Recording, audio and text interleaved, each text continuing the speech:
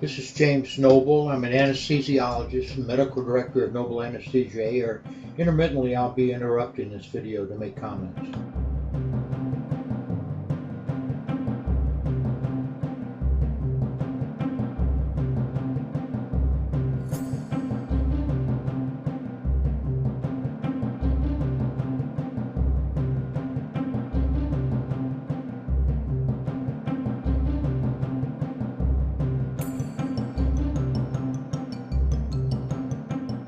The vertical column on the left represents the stomach.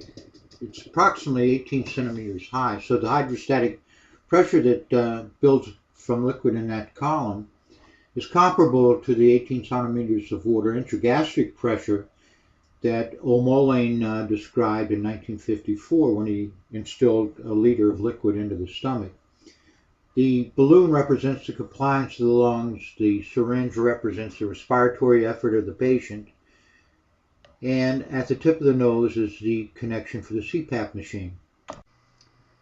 Before Selleck, O'Mullane in 1954 was trying to find better ways of inducing the patient with a full stomach. Note that in his study, if you elevated the back of the patient at 40 degrees, you raise the upper esophageal sphincter, the level of the vocal cords, 19 centimeters above the lower esophageal sphincter.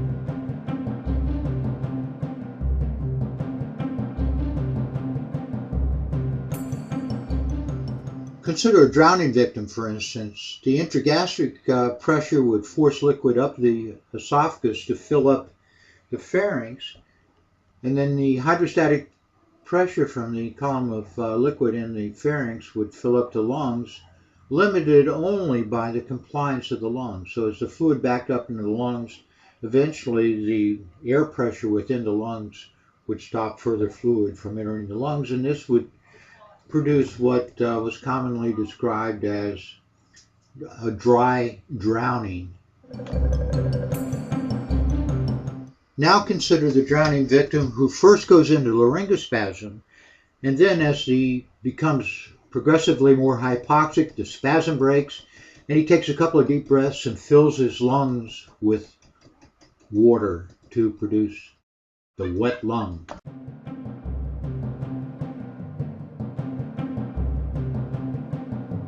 The airtight container represents the mediastinum. The Penrose drain represents the esophagus. The syringe produces pressure changes comparable to respiration. To follow, you'll see the effect of CPAP on the intrapleural pressure, which is transmitted to the mediastinum.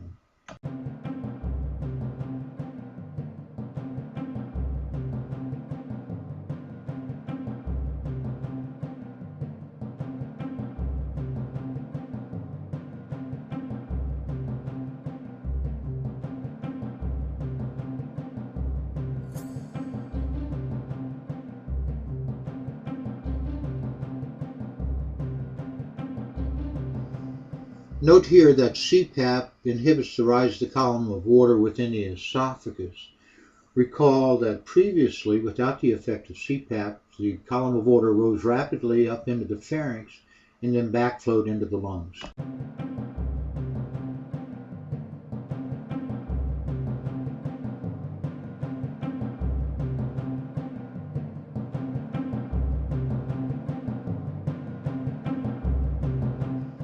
Here, air produced by the nasal CPAP bubbles up through the liquid in the pharynx to pressurize the trachea and prevent aspiration down into the lungs, while at the same time flushing the liquid out through the mouth.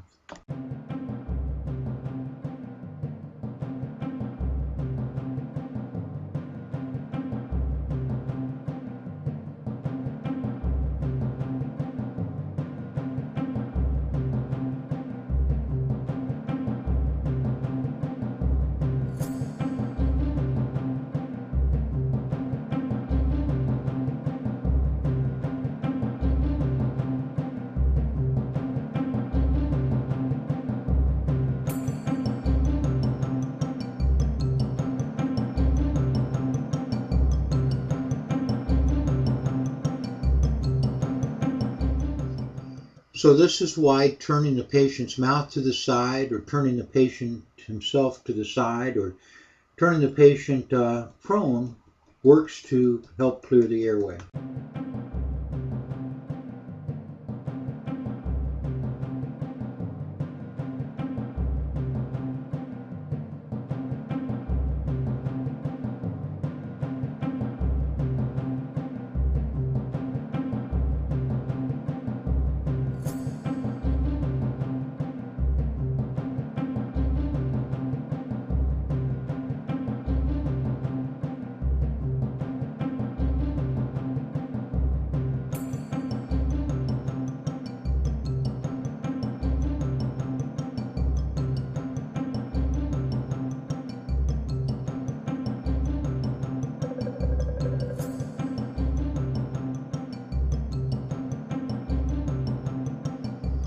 Note here that air always rises to the surface of a liquid, and in this case rises up into the trachea to pressurize the trachea and the lungs and to force liquid out of the trachea and up and out through the mouth.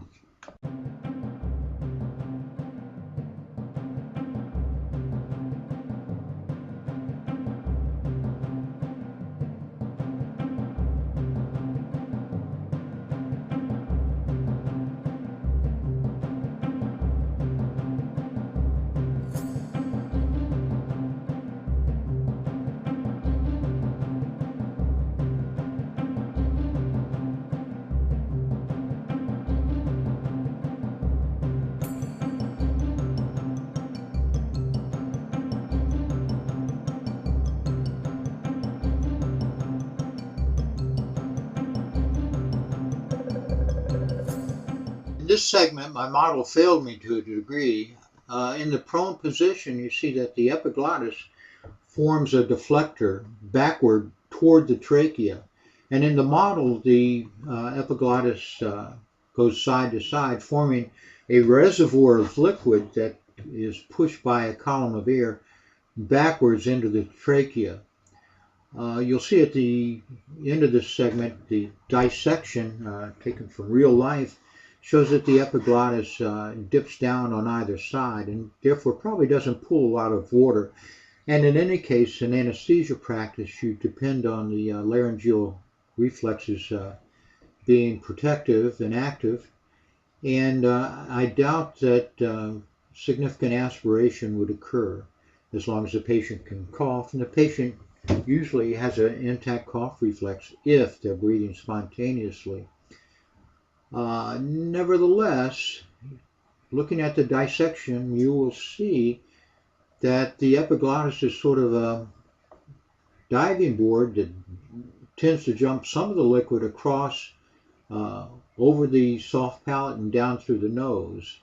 And so the patient under ERCP, for instance, where the surgeon might without announcing to you, start instilling a lot of irrigation fluid. Some of that fluid will come back up, a lot of it probably, and some of it will go down the nose and as well as out through the mouth. And if you're not careful to prevent a column of water from building up in your breathing circuit, the CPAP can be overcome by the column of water, the hydrostatic pressure in the column. And CPAP will become ineffective as far as delivering fresh air to the level of the vocal cords. So anyhow, keep that in mind. In the oral surgery that I've done in the supine position, aspiration of secretions and blood and irrigation doesn't seem to be a problem as long as I take care to maintain a continuous positive airway pressure. Usually I ask the dentist or the surgeon to put a pack into the back of the mouth, not into the oral pharynx, but just into the back of the mouth, and primarily to capture any blood and secretions and prevent the CPAP from splattering the surgeon. But I have come to think that it's not just the throat pack or the mouth pack, but also the adherence of the back of the tongue to the soft palate that forms a capillarity action that keeps secretions from drifting back into the oral pharynx.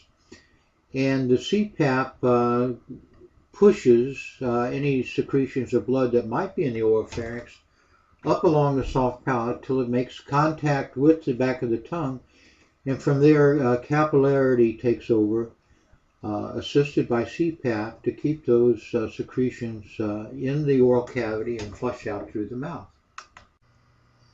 In this segment, we have a patient undergoing head and neck surgery in which I intentionally lowered the CPAP to show the effect of a lower CPAP on the oral pharynx.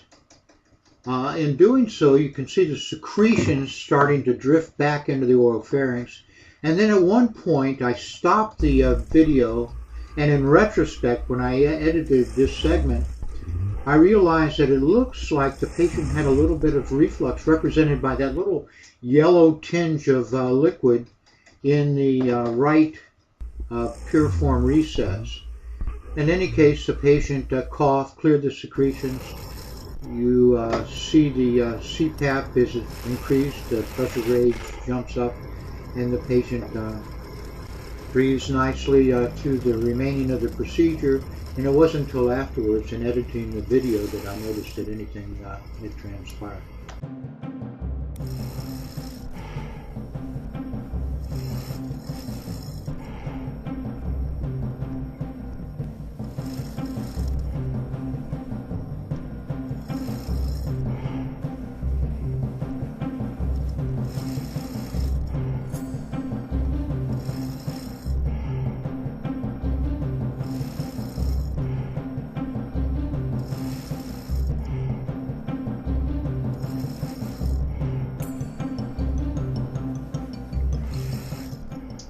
In this segment, notice how when I hit the flush button on the anesthesia machine, the pressure suddenly builds and the oral pharynx dilates up to reveal a super view of all the anatomical structures, including the piriform recess on either side of the glottis.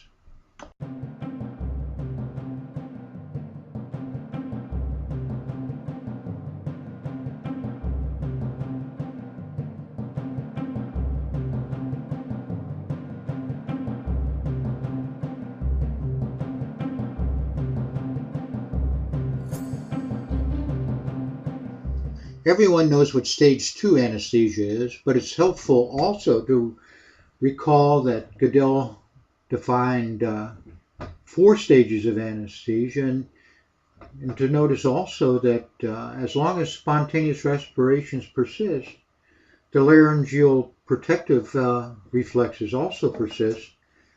Even though they may be obtunded, they're still protective. Extensive experience with monitored anesthesia care reveals to me the hazard of using opioids for sedation. A little bit of an opioid, a little bit of fentanyl as a sedative on top of other things like midazolam or propofol can reduce the respiratory rate to 2 or 3 a minute, or even make the patient apneic, especially the patient that you would think has the highest tolerance for opioids, namely a patient who's chronically on opioids. But such patients have their mu receptors pre-saturated, if you will, and if you give just a little bit of opioids to some of these patients, a little bit of fentanyl, even 25 mics of fentanyl, might temporarily make the patient apneic for 10 to 15 minutes or reduce their ventilation to 2 or 3 a minute, or make it so that you can't manually ventilate them because they go into this rigid chest, rigid abdomen, closed glottis syndrome where they breathe 2 or 3 times a minute and you can't manually ventilate them in between breaths. You can get into big trouble initially trying to establish a proper level of sedation. So especially for cases like GI endoscopies, it's dangerous to give a narcotic up front before you realize how the patient is going to breathe under the other sedatives that you're going to be using in combination with that narcotic. As a matter of fact, it's rare that I use any narcotic at all for GI endoscopies. They just don't need it. If you're not fortunate enough to have a snorkel at hand, there are other ways of giving nasal CPAP that might come in useful in certain situations. Keep them in mind.